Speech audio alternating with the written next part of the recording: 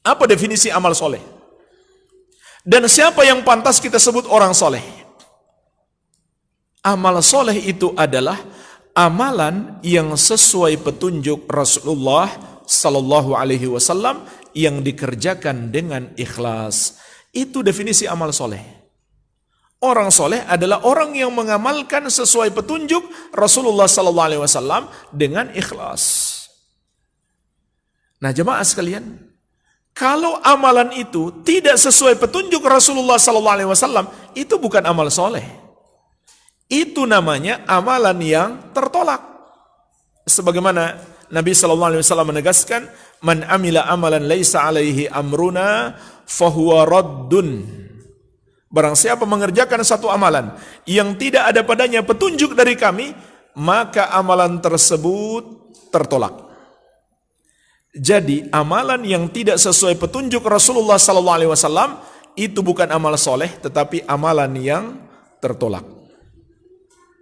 Artinya ditolak oleh Allah. Kenapa ditolak? Karena itu bukan kebaikan.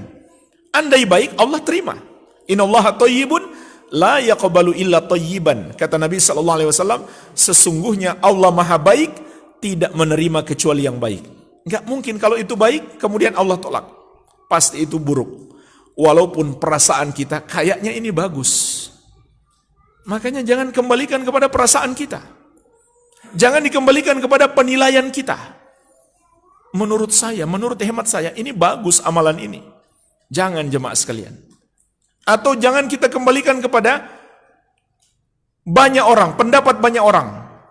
Amalan ini pasti bagus. Kenapa? Banyak masjid amalkan ini, banyak manusia mengamalkan. Jangan. Belum tentu itu benar. Benar atau tidak dikembalikan kepada Rasulullah sallallahu alaihi wasallam.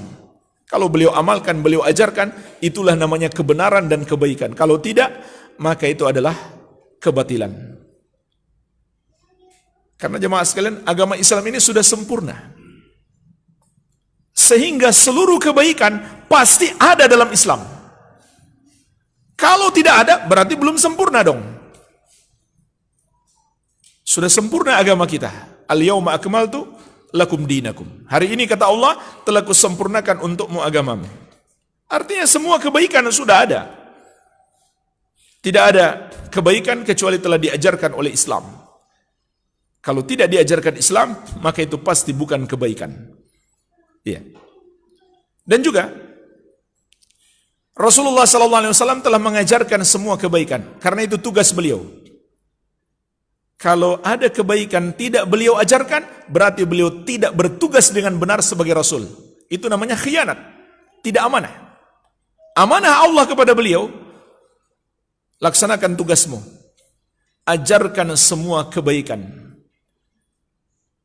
Makanya jemaah sekalian, kalau kita memunculkan satu ajaran baru yang Rasulullah SAW tidak contohkan, lalu kita bilang itu baik, sama saja kita mengatakan Rasulullah SAW tidak bertugas dengan benar. Buktinya apa? Ini ada kebaikan, tapi beliau nggak ajarkan. Ada kebaikan, tapi beliau tidak ajarkan.